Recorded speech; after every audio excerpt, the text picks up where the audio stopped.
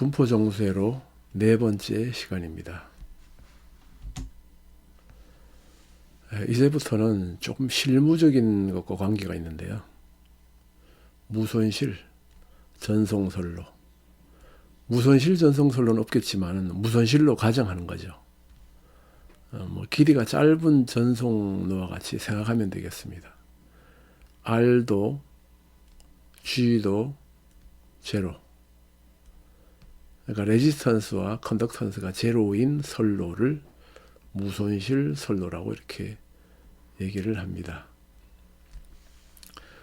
선로의 직렬 손실 저항이 제로이고 요거요.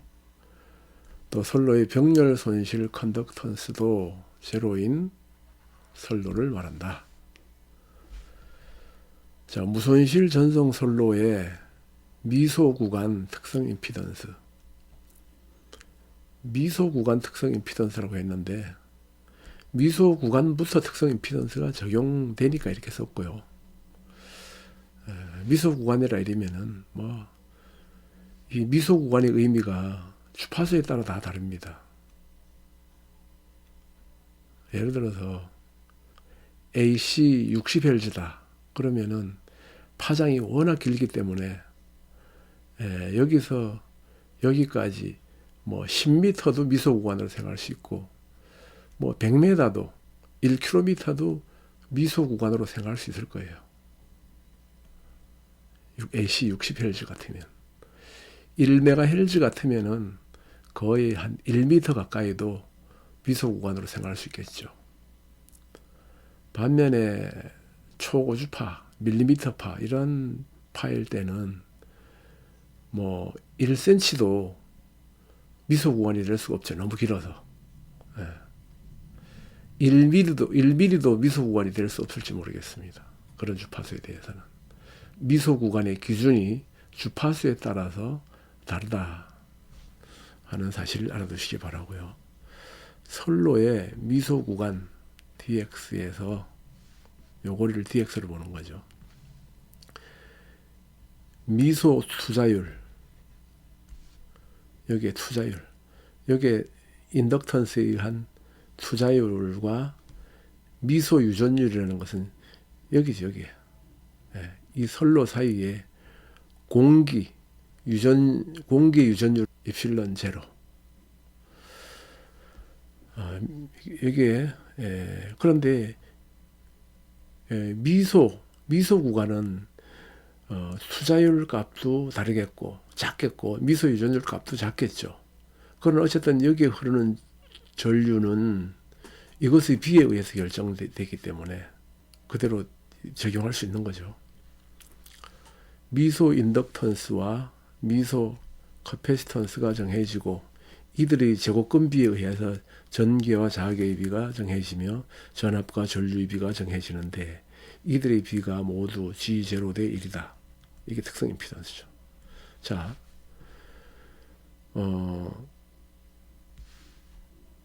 특성 임피던스가 투자율과 유전율의 제곱근비다. 전체의 제곱근비다. 이렇게 봐도 되죠. 이 전체의 투자율, 이 전체의 제곱근비로 봐도 되죠. 그렇지만 여기서 미소 구간이라고 얘기한 것은 요 한 구간에서 아주 값이 작은 유전율과 투자율의 비, 이 비가 특성 임피던스가 된다는 겁니다. 그래서 여기에 전류가 I가 흐르게 되고 전압 V일 때 I가 흐르게 되고 I가 다 충전이 되면은 그 다음에 요거는 흐르지 않고 이렇게 흐르게 되겠죠. 그래서 여기에 I가 흐르다가 여기 커패시터에 충전이 다 되면 전류가 안 흐르고 그 다음에 이렇게 또 흐르게 되겠죠. 전압파가 이렇게 진행하는 속도에 맞추어서. 그래서 전류는 전압이 쭉 전달이 되고 전류도 계속 1A가 쭉 흘러가는 겁니다. 흘러가면서 여기에 충전, 여기에 충전, 여기에 충전 이렇게 나가는 거죠. 그래서 단계별로 이렇게 나간다 하는 의미에서 이런 미소 구간 단위를 썼습니다. 커패시턴스도 미소 구간 커패시턴스, 미소 구간 인덕턴스의 제곱근비들이 결국은 전개 자개의 비이기도 하고 전압과 전류의 비이기도 하다. 그래서 특성 임피던스를 이룬다. 이 G0를 미소 구간의 특성 임피던스라 하고 모든 선로 구간이 동일한 특성을 나타낼 때 선로의 특성 임피던스가 G0라 이렇게 말할 수 있다.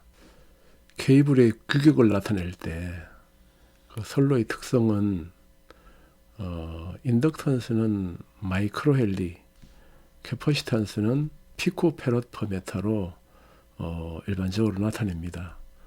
그런데 사용하기는 제가 볼 때는 나노헬리 퍼 메타와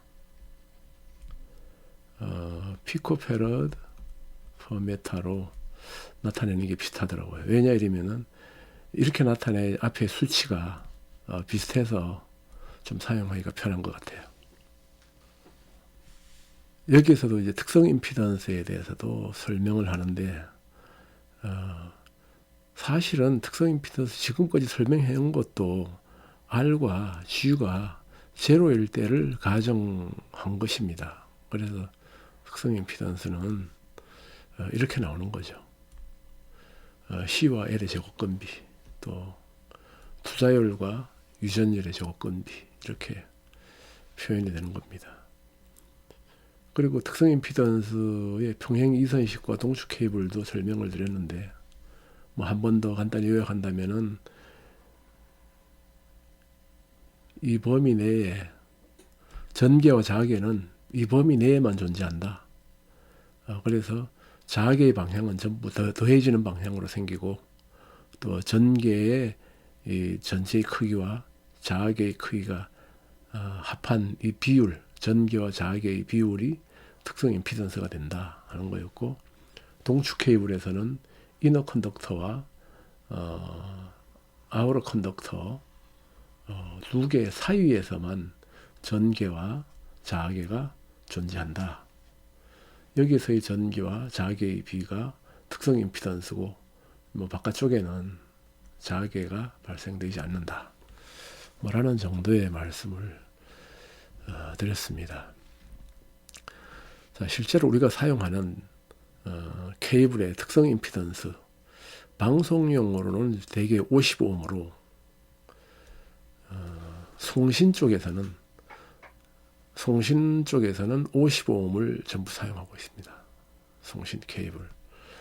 동축 케이블에 여기서 이 케이블은 브랜치 케이블로 사용하는 케이블인데 2분의 1인치짜리요. L과 C는 각각 0.19 마이크로 헬리 퍼 메타당, 또 커패시터는 75.8 피코페럿 퍼 메타가 됩니다. 케이블은 이 특성은 1m에 피트당으로도 하기도 하는데 1m에 인덕턴스가 얼마냐, 커패시턴스가 얼마냐 이렇게 따집니다. 선로 있으면 이 선로에 있는 인덕턴스 그리고 선로 사이에 커패시턴스, 이것을 이제 표시를 하는데, 어쨌든 여기 있는 전체 선로 1m 전체의 걸 합했을 때 이렇게 되고, 또 선로 사이에 커패시턴스를 전부 합했을 때 이렇게 되겠죠. 특성 임피던스를 구한다 이러면은 특성 임피던스 G0는 이렇게 되죠. 그러면은 0.19 곱하기 10의 마이너스 6승이 되겠죠. 그 다음에 여기는 75.8 곱하기 10의 마이너스 12승이 되겠죠. 이렇게 루트 하면은 55ohm이 나옵니다. 자, 공간 특성 임피던스는 진공 중의 특성 임피던스는 진공 유전율 분의 진공 수자율을 제곱근을 한 것이 특성 임피던스가 됩니다. 그래서 진공 중의 특성 임피던스는 이렇게 되죠. 여기서는 자, 진공 유전율이 400파이 나노 헬리 퍼 메타 이렇게 되고, 또 진공 유전율이 36파이 분의 1 단위는 같아요. 나노 페러드 퍼 메타. 이렇게 되죠. 그래서 얘는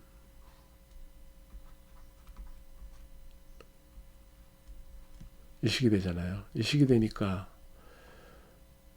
400파이 나누기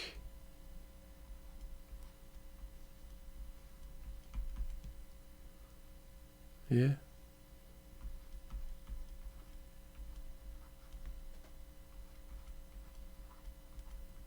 이렇게 되잖아요. 그죠? 이렇게 되니까 이거와 이것은 똑같은 단위니까 없어지겠고, 여기는 400파이 다시 쓸까요?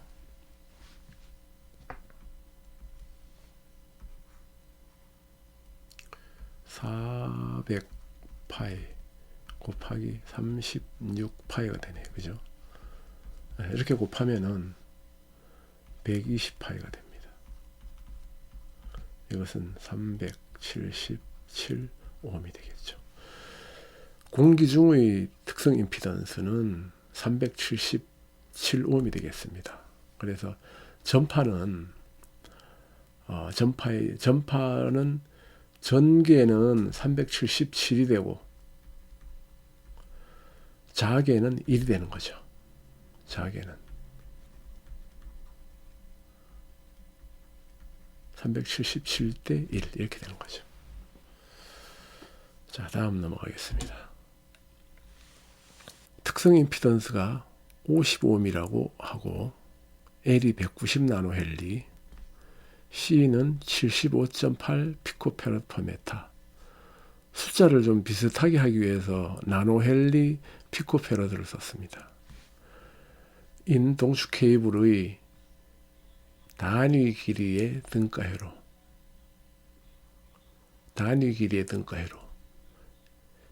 미소 길이하고 조금 다르겠죠. 단위 길이 1m를 기준으로 한 의 등가회로는 BCD와 같이 나타낼 수 있다. 자, 이게 특성 임피던스가 55ohm인 케이블입니다. 여기서 봐도 55ohm, 여기서 봐도 55ohm. 특성 임피던스가 55ohm인 케이블. L 값과 C 값은 각각 이렇게 단위 길이당 이렇게 나오는 거죠. 자, 여기서 보면은 1MHz일 때 1m는 미소 구간에 해당될 수 있다. 거의 유사하게, 그죠? 50MHz 정도 되면은 1m는 미소 구간이 될 수 없다. 왜 그런가 이러면은 50MHz는 1m일 때 위상 변화가 커요. 선로에서 발생되는 위상 변화가. 여기는 거의 없어요. 그래서 자, 여기 스미스 차트에서도 이렇게 본다면은, 자, 이게 T형 회로는 이게 T형 회로고 요거는 이제 파이형 회로죠. 파이형 회로인데, 자, 이 회로의 등가 회로를 그리면 이렇게 된다고 그랬죠. 인덕턴스와 또 캐패시턴스 이렇게 집어넣었을 때 등가 회로가 이렇게 된다고 그랬어요. 그리고 이 등가 회로를 좀 변형시키면은 이렇게도 볼 수 있고, 이걸 모아가지고 L을 반 나눠서 이쪽으로 분포시키고 C를 전부 모으면은 T형 회로가 되고, 또 반면에 L을 하나 모으고 C를 반으로 분리시키면은 이와 같이 파형이 될 겁니다. 그죠? 근데 이렇게 변형시키고 이렇게 변형을 시켰어요. 그러면은 자, 매칭이 여기도 55옴이 되고 여기도 55옴이 돼야 되잖아요. 그죠? 여기도 55옴이 돼야 되는데, 자, 이게 1MHz일 경우에는 L 값과 C 값이 전부 주파수가 낮을 경우에는 인덕턴스와 커파시턴스가 낮아요. 여기서 이렇게 스미스 차트에서 올라가는 것은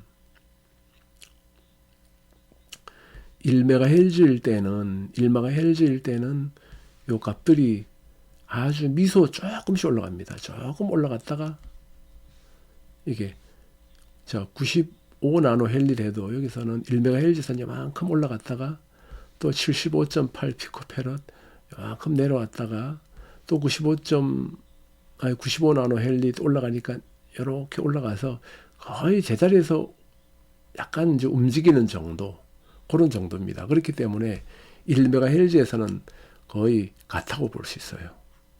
이 회로와 이 회로도 같아. 그럼 여기 파이형 회로에서도 마찬가지죠.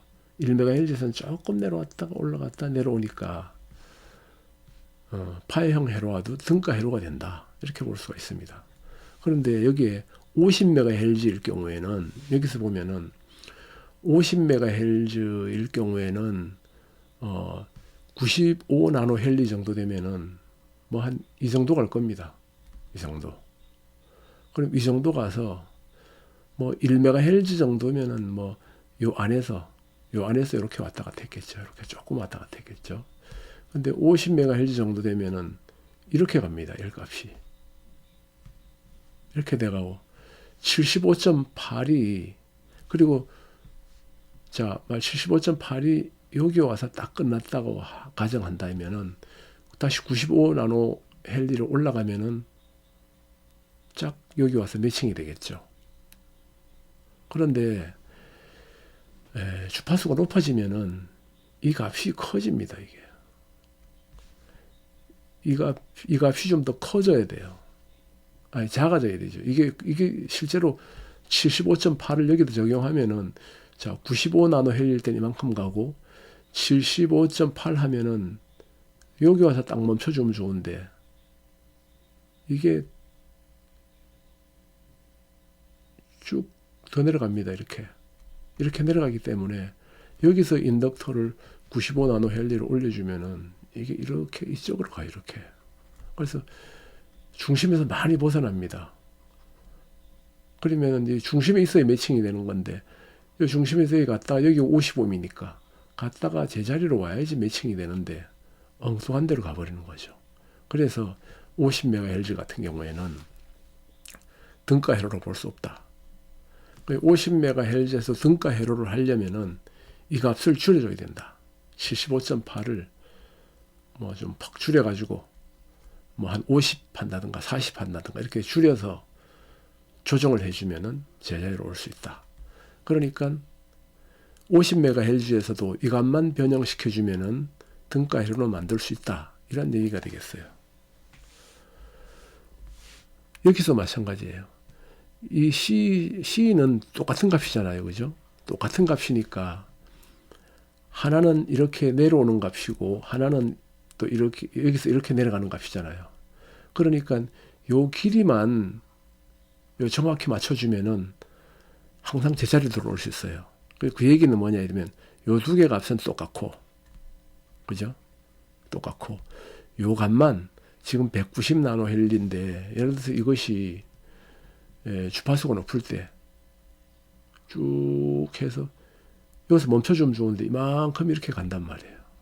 가서 요만큼 내려오니까 여기서 뭐 이렇게 내려와서 여기 오면 미스매칭 되죠. 그래서 이 길이가 이만큼 가지 못하게 이걸 좀 잘라줘야 돼. 이거 190 나노 헬리를 하지 말고 뭐 한 160 나노 헬리를 한다든가 뭐 이런 식으로 조정하면은 여기 올 수 있겠죠. 그러면 이제 매칭이 될 수 있죠.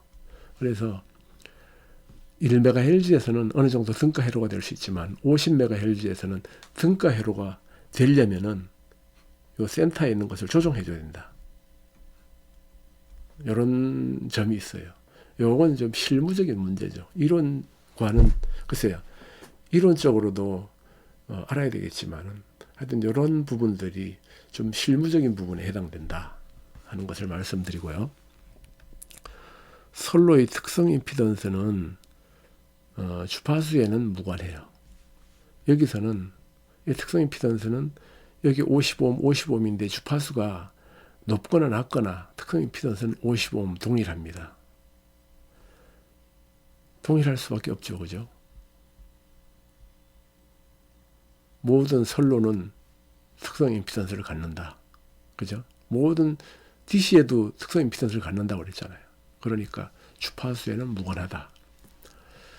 그렇지만 등가회로는 이런 T형 등가회로나 파이형 등가회로는 주파수에 따라 영향을 받는다. 그죠? 1MHz 때는 괜찮은데 50MHz 때는 영향이 있잖아요.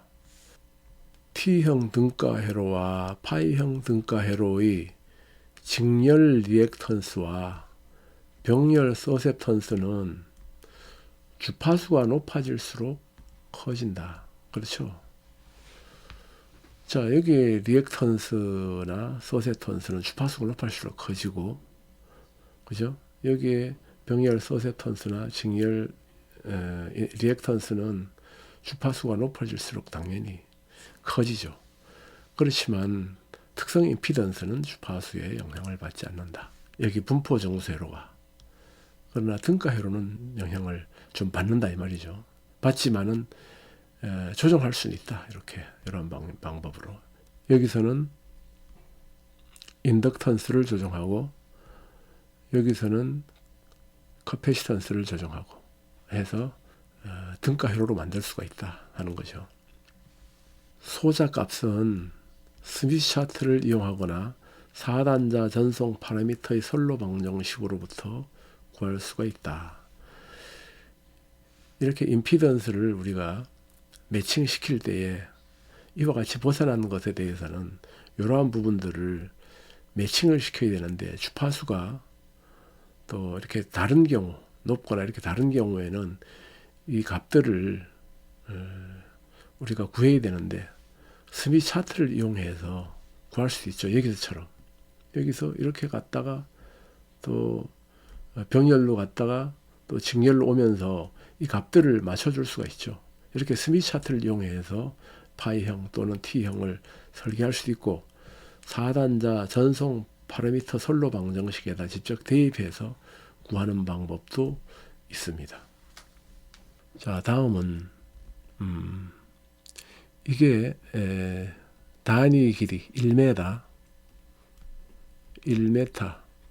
선로에 1m인 선로에 인덕턴스와 커패시턴스를 갖는 등가회로. 그죠? 75.8 피코페럿 95 나노헬리 등가회로입니다. 이것이 주파수가 얼마죠? 주파수가 10MHz일 때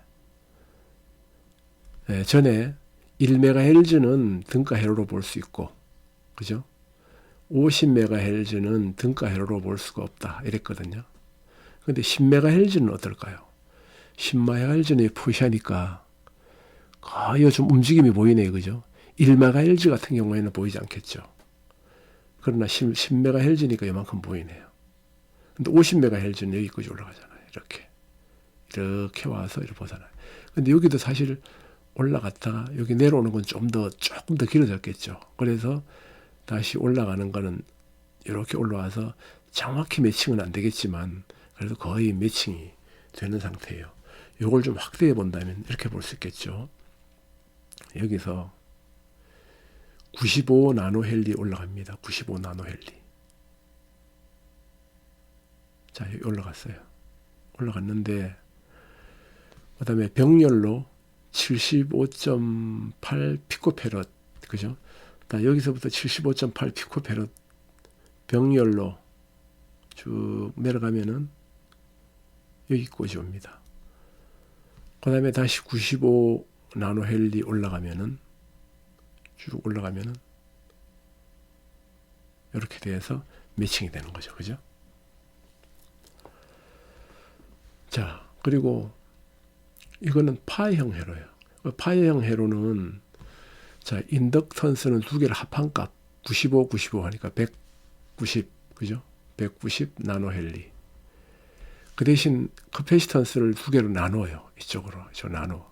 그 75를 나누면은 37.9 피코, 그죠? 이렇게 나눠가지고 파이형 회로를 만들었어요. 그랬더니만 이렇게 됐네요. 이것도 확대해서 보면은 이렇게 되겠죠. 여기서 처음에 37.9 피코페롯을 내려갑니다. 이렇게 내려가요. 그죠? 이렇게 내려갔다가 자, 인덕턴스가 190 나노헬리죠. 190 나노헬리 올라갑니다.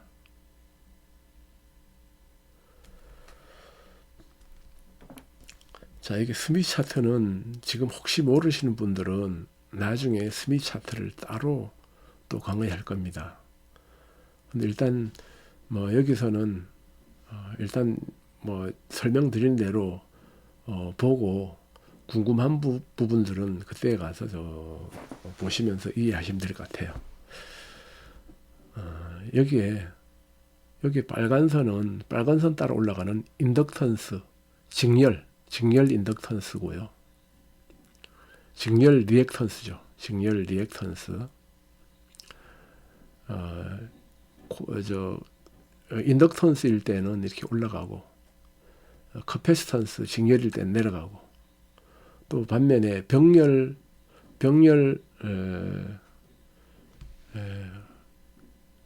커패시터일 경우에는 내려가고, 그죠? 또 병렬 리액턴스일 경우에는 이렇게 올라가고, 그렇게 표시하는 건데, 여기서 그림대로 커패시터니까 내려왔고, 또 인덕턴스니까 직렬 인덕턴스니까 올라갔고, 직렬은 이렇게 올라가죠. 병렬은 이렇게 올라가고, 또 커패시터일 경우에 병렬은 이렇게 내려오고 직렬은 또 이렇게 내려오겠죠. 이런 붉은 선 따라서. 자, 여기서 이렇게 190 나노헬리 올라갔고, 여기에서 다시 37.9 피코페롯 내려왔습니다. 이렇게 내려오면 이 자리 와서 매칭이 되는 거죠. 사실은 조금 더 와서 미스매칭이 될 겁니다. 그렇지만은 뭐 여기서는 이 정도는 거의 등가 회로로 봐도 되겠네요. 그죠? 10메가는 거의 등가다. 그죠? 등가 회로로 볼 수 있겠다. 자, 그 다음 보겠습니다.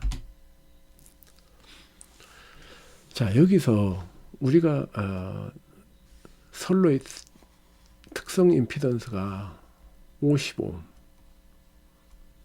자, 여기가 지금 50이잖아요. 50. 여기가 요 점이 55입니다. 정확히 55. 그래서 특성 임피던스가 55인 경우에 스미스 차트예요.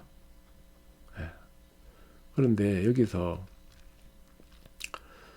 주파수가 낮을 경우에는 L 값도 C 값도 모두가 작아요. 그리고 이 전송 선로에 등가 회로가 T형이 있고 파이형이 있는데,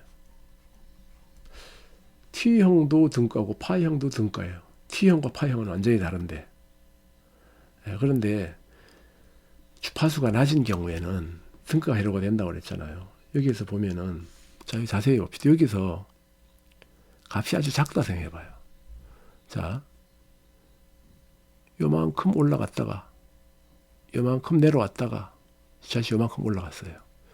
그러면 내가 T형 회로로 따라갔다 온 건지 파이형 회로로 따라갔다 온지 구분을 못해요. 여기서는 T형 회로라 하면 이렇게 갔다가 이렇게 내려와서 이렇게 돌아오겠죠.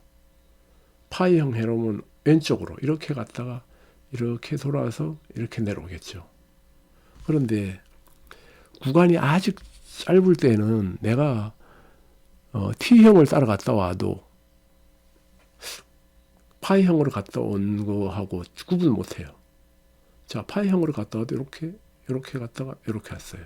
T형으로 갔다 올 때 이렇게 갔다가 이렇게 또 왔어요.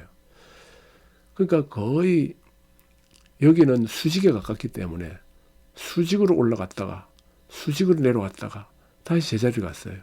그럼 이것이 T형 회로 이렇게 따라갔다 온 거냐, 또 아니면 이렇게 파이형 회로로 따라갔다 온 거냐, 구분할 수가 없죠. 그죠? 자, 이렇게 갔다 이렇게 왔다 이렇게 왔다. 이게 T형이고, 파이형은 이렇게 내려갔다 올라갔다 내려왔다. 올라갔다 내려왔다 올라가는 거 하고, 또 내려왔다 올라갔다 내려오는 거 하고, 이것이 지금 크니까 이렇게 차이가 있는데, 제자리에서 여기서 이렇게 왔다 갔다 왔다 갔다 한다 이러면은 구분할 수가 없죠. 그래서 특성 임피던스 55옴 케이블은 선로가 쭉 길어져도 제자리에서 특성 임피던스가 변하지 않고 제자리에서 가만히 있는 거죠. 그죠? 네. 그리고 이걸 만일 이렇게 등가 회로로 했을 경우, 이렇게 등가 회로로 했을 경우에는 이렇게 갔다가 이렇게 내려갔다가 올라가는 거죠.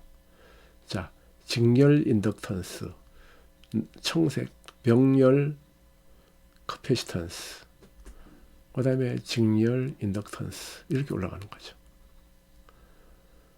또 파형은 병렬 커패시턴스, 직렬 인덕턴스, 병렬 커패시턴스, 이렇게 내려와서 제자리 와서 매칭이 되겠죠. 이렇게.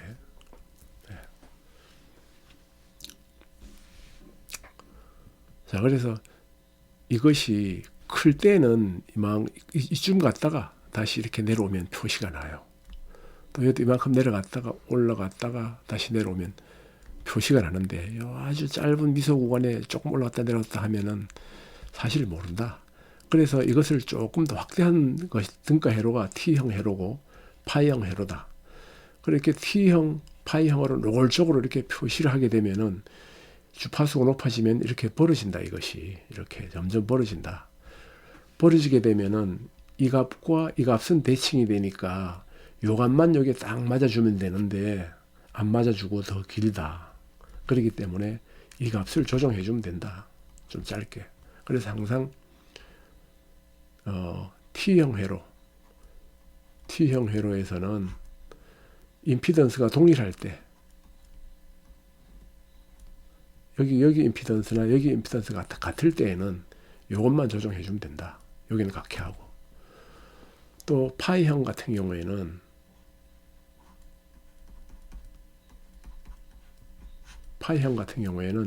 여기가 임피던스가 양쪽이 입출력이 동일할 때는, 자, 이 값과 이 값은 같아야 되죠. 요거와 요것은.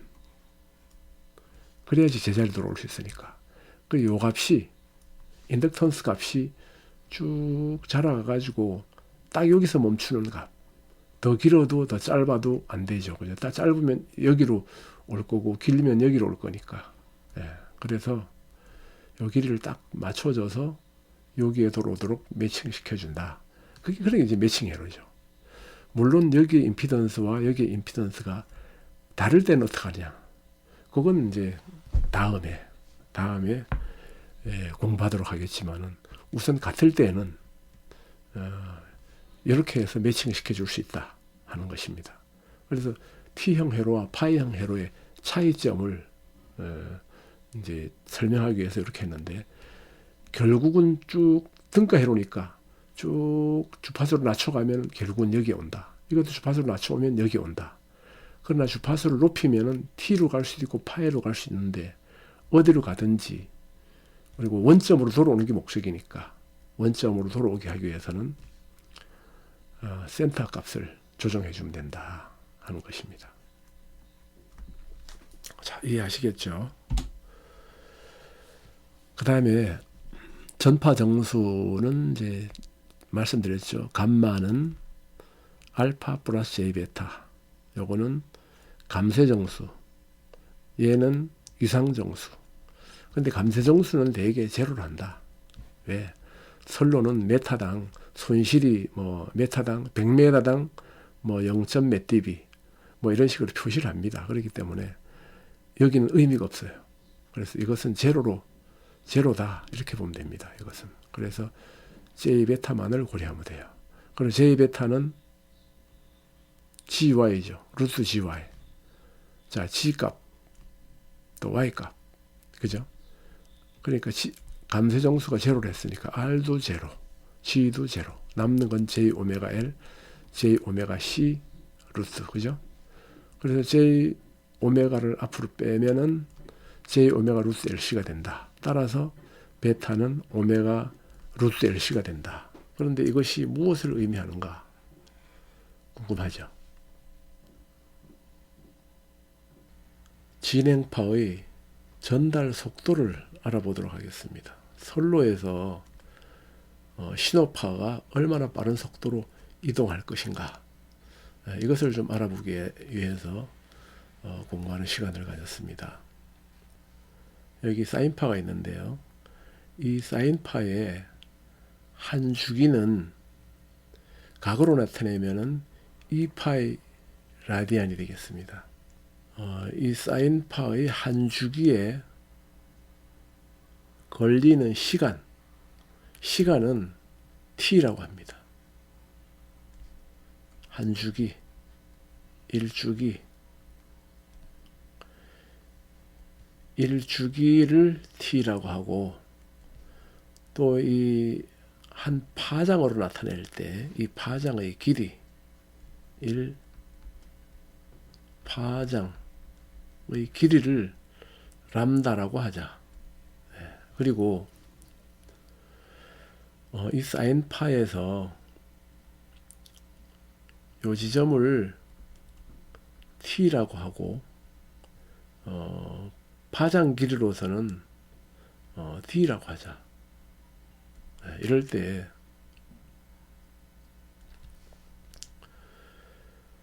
어, 1주기당 2파이를 회전하게 되면은 1주기당 2파이를 회전하게 되면은 이 회전 속도가 되죠. 이것은 2파이 라디안 세크가 됩니다. 2파이 라디안 퍼 세크. 이것은 곧 각속도와 같고, 각속도. 또 1파장당 2파이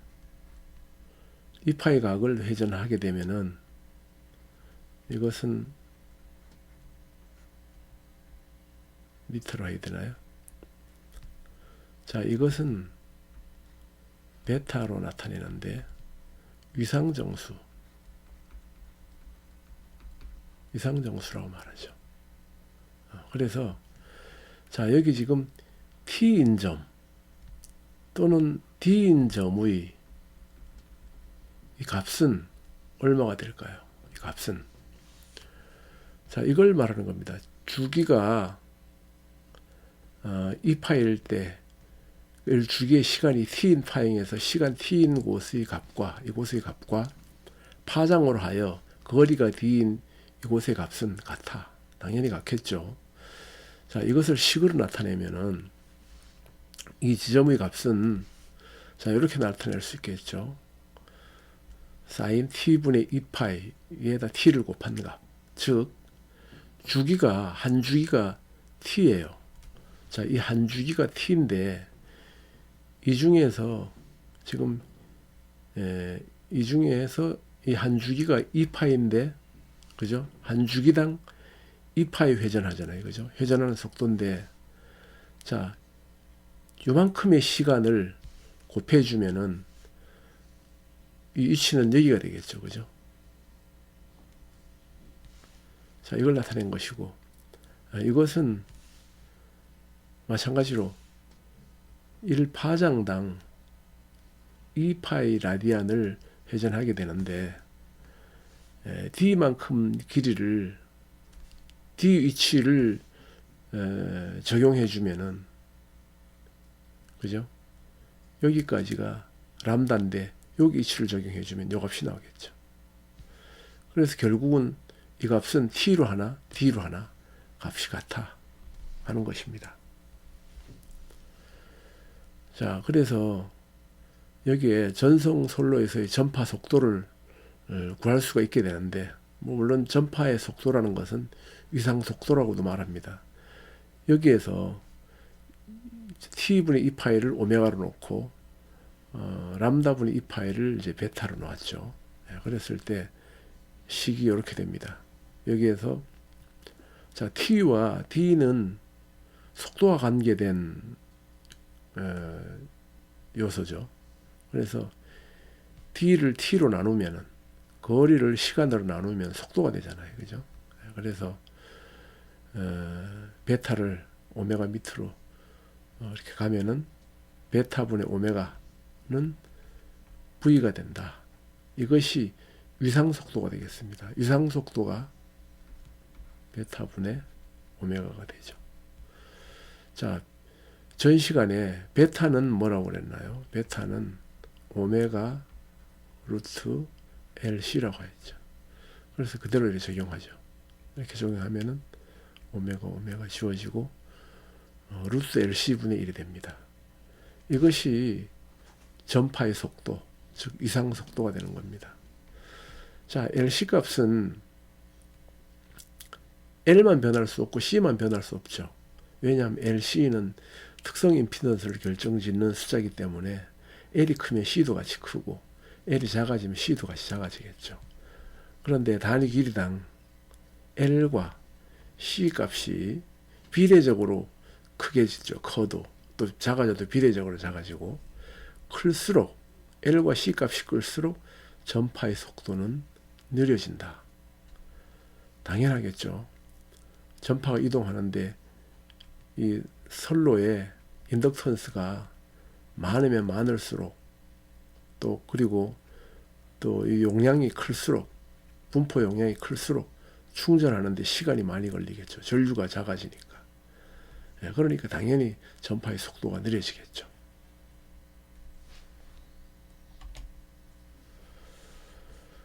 그 다음에 문제 두 가지. 특성 임피던스가 55옴인 동축 케이블이 L과 C가 각각 이럴 때 0.19 마이크로 헬리 퍼 미터와 75.8 피코 페럿 퍼 미터 일 때 전파의 속도는 이렇게 해서 구하죠. 그래서 L 값과 C 값을 적용하면 이렇게 됩니다. 26만 3,505 킬로미터 퍼 세크. 그죠? 자, 그런데 이것을 역수를 취하면은 시간이 3.8 나노세크 퍼 미터가 되네요. 1미터를 전파가 이동하는데 걸리는 시간이 3.8 나노세크 퍼 미터가 되네요. 지금 이럴 경우에. 그리고 여기는 벨로시티 팩터라고 그러는데 0.88 정도 되네요. 자, 이것은 빛의 속도 30만 킬로미터, 30만 킬로미터에 비해서 수치가 얼마인가 하는 것을 나타내는 것입니다. 왜 그런가 이러면은 우리가 일반적으로 선로에서 전파의 속도를 구할 때 30만 킬로미터를 적용하거든요. 10의 8승미터. 그렇기 때문에 실제 길이를 적용할 때는 이 반드시 벨로시티 팩터를 적용을 해야 돼요. 그래야 정확한 위상 길이가 나오죠. 그래서 안테나 브랜치 케이블 같은 경우에도 여러 개를 이렇게 할 때 여기에 각각 길이가 다르게 되죠. 다르게 되면은 이 길이에다가 이 벨로시티 팩터를 적용한 다음에 커팅해야죠. 그리고 커넥터를 달아서 각각의 이상 차이를 둠으로써 일렉트릭 틸트 안테나의 패턴을 좀 이렇게 숙인다든가 또 올린다든가 할 때 이런 일렉트릭 틸트를 줘서 패턴을 결정하기도 하고 뭐 다른 여러 가지 선로의 길이를 길이가 중요한 요인이 될 때 이 VF가 반드시 적용되어야 되기 때문에 선로의 스펙을 나타낼 때도 이 속도는 안 나타내도 L 값과 C 값 그리고 벨로시티 팩터는 반드시 표시를 하게 됩니다. 그리고 진공 중에서의 전파의 속도는 진공 투자율 이 값과 진공 유전율 이 값을 이제 이렇게 적용을 하면 되죠. 그래서 적용하면은 30만 킬로미터가 됩니다. 자, 이것을 역수로 취하면은 1m를 통과하는 빛의 속도는 3.33 나노세크 per 미터가 되겠습니다. 뭐 이건 참고로 해주시면 되겠고요. 근데 이 빛의 속도를 실제로 측정해 본 결과는 29만 9천 299,792,458 미터 per 세크다. 이 값과는 오차가 한 208km 정도, 초당 208km 정도의 오차가 생긴다 하는 것입니다. 자, 이렇게 분포정수회로 네 번째 시간을 마쳤습니다. 다음에 다섯 번째 시간을 이어서 하도록 하겠습니다. 수고하셨습니다. 감사합니다.